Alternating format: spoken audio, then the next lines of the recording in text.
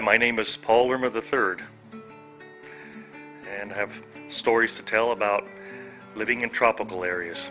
The story I'm going to tell today is about a tree that I saw when I was a kid.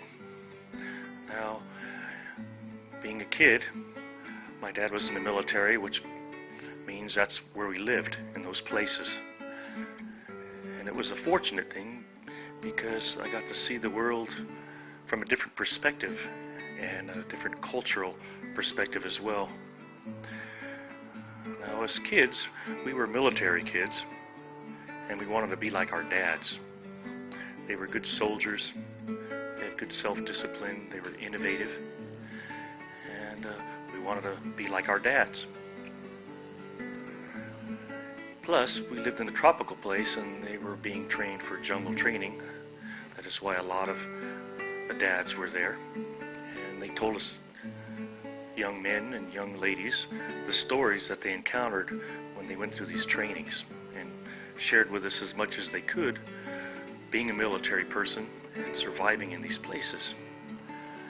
So our imaginations were piqued, and we were very interested in what we found out there. Myself, I collected butterflies and went out into the forest just about every day to look at all the different things that I would encounter, and every day was different. The feeling of the forest was like being around a group of people. It had an awareness to it, so when we walked into the forest, we could always feel a certain mood, whether it was excitement, mystery, danger, happiness. All those different feelings came from the forest. And we learned that when you walk into a forest, you're walking into a consciousness of all the creatures that live there. And it seemed that all their voices and sounds that they made, everybody knew what those other languages were. So on the day that I decided I was going to do this adventure up to look at this tree, I'd been looking at the tree for a couple of years. In the rainy season, when the rainy season just started, the tree would have these big giant flowers on it, very big. Now the tree, what caught my attention was that it was a big tall tree. In the dry season it would lose all of its leaves, and the hill, which I thought was the hill, was this tree. And you wouldn't know that until the tree dropped its leaves. It was much taller than everything else. And just right after the rain started, the flowers showed up on this tree, which is a common event in tropical forests. Everything adapts to the conditions that they're there. And I looked at this tree for a long time before I decided I wanted to go look at those flowers. Being in the jungle every day, there was orchids to look at, there was flowers of all kinds of plants, there was colorful mushrooms and other fungi. There were these plants called epiphytes that lived in the trees. They took their nourishment from the atmosphere and all the debris that was falling down from the upper stories of that forest. So the first thing to do was to gather all the things I would need for this trek. First, I had to get my machete, make sure it was sharp, just in case I encountered snakes, and to cut my way through thick brush. I had to have my canteen, a little pack to carry a little bit of food, and the repellent that I would need to ward off mosquitoes, as yellow fever and malaria were possible in those places. My combat boots to protect me from, if it would protect me from certain kinds of snake bites or scorpion stings or whatever else that you might encounter shuffling through the forest floor. And once I had that ready, to make sure Blackie was ready to go, because he went with me everywhere I went. Because he sometimes would flush interesting animals. He was curious as well in the forest. And it was always good to have him around as protection in case something bad happened. And in in the past there were some incidences where Blackie took care of that for me to keep me safe. And he was my good friend. He was a black German Shepherd dog. And he was trained. And when you're a kid, having a friend like that is very essential. And he may alert you to something that you might not have noticed otherwise. And so that was another opportunity or a benefit of having him along with us.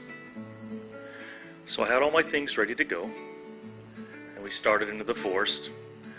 And of course, within a few minutes, Blackie smelled something out, or something caught his attention, and off he went.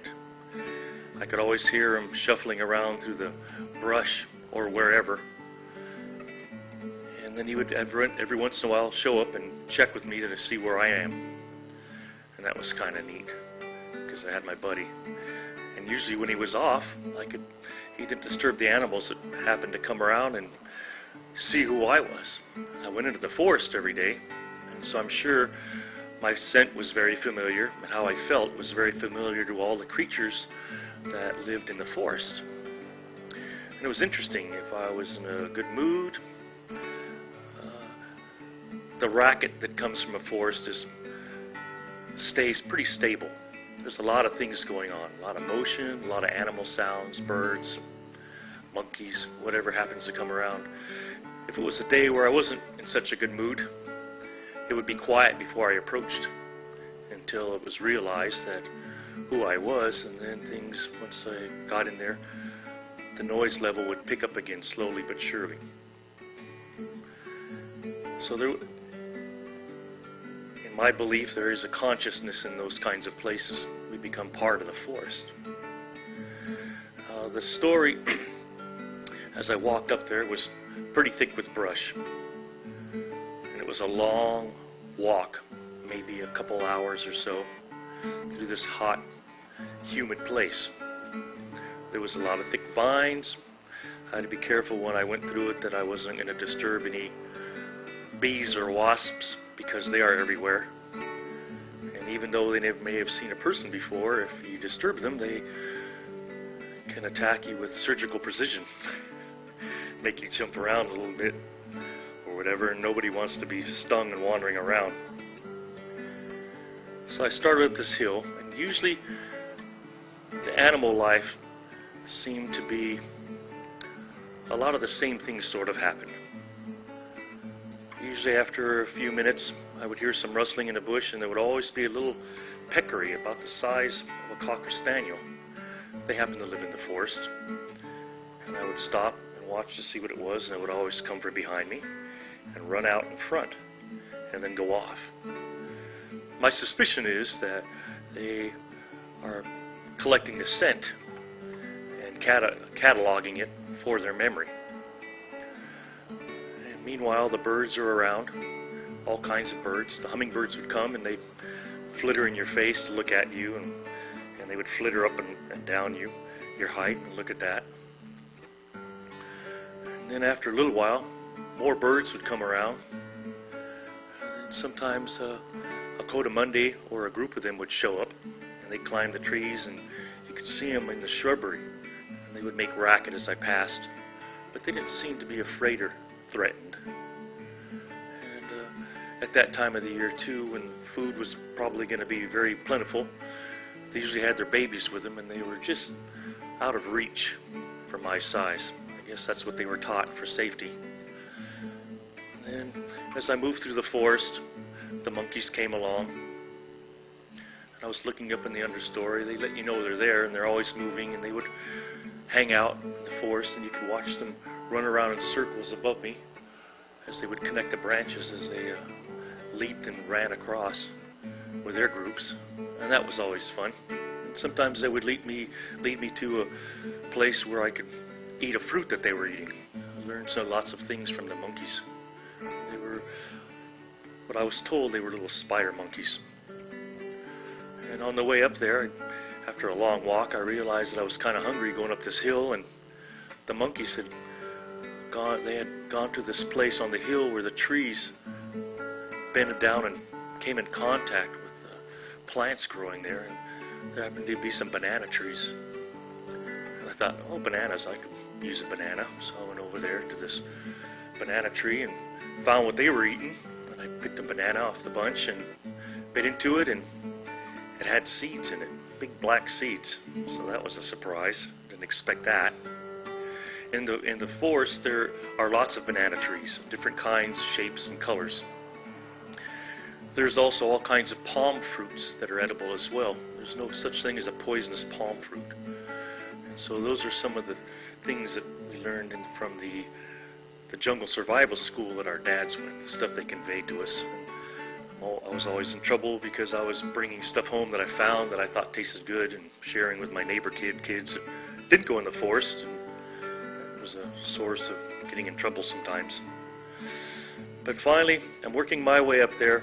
The racket's pretty strong, and I just can't wait to see those red flowers in the top of that tree. So I made my way up there finally, and there's this big, huge tree. It's about as wide as the length of a car, and it had these long, fin-like buttresses, like a rocket would have, that came out maybe 10 feet. And you could actually go into those places and sit down or do whatever. Now, there was a lot of racket. I could tell the macaws were around, but I had to find a place where I could see the top of the tree because the brush was so thick. And so my discovery, which was a big lesson in life, is before you make a claim that something is really what it is, you need to be sure and look at that first before you tell people what you think it is or what you are actually seeing. So when I looked up at these big flowers, they were nothing more than a flock of red macaws, big red macaws.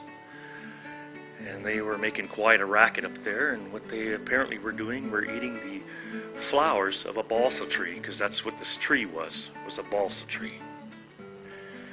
And so I was a little disappointed that I went up there all that to discover that those birds were there. But along the way, there was a lot of adventures with the different things that I got to see. There was snakes, and there was an armadillo or two happened to come by, Mondays. And there's always things in the forest that are climbing around, not only the monkeys, but I remember seeing on that particular day, there was a sloth moving ahead real slow up there, a three-toed sloth. They were really common.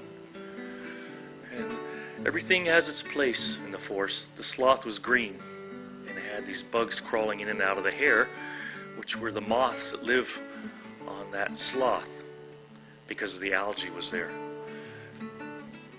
And so the forest was a very enriching place, because not only was there those things, there's the amount of butterflies that flutter around is incredible. All different colors, shapes, and sizes. And that was one of my major things, besides looking at all the flowers and different plants, was looking at butterflies. And Blackie came around every so often, and once we got up there, we took a rest, ate a Pop-Tart that I had in my pocket, and drank some water, and then started the big trek down. And on the way out, probably the things that came to check my scent out, once I passed, they were there waiting for me.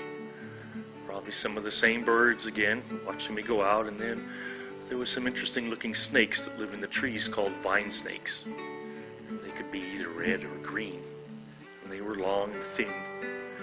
And I remember passing by them, and they were probably cataloging my scent. But it was a very interesting trip, and I thought about that many times, about that tree being so big and taller than all the others up on the top of that forest over there. And to this day, I really have an interest in plants and insects, and I probably owe it to all those adventures. And so hopefully you enjoy the story, and there'll be others later.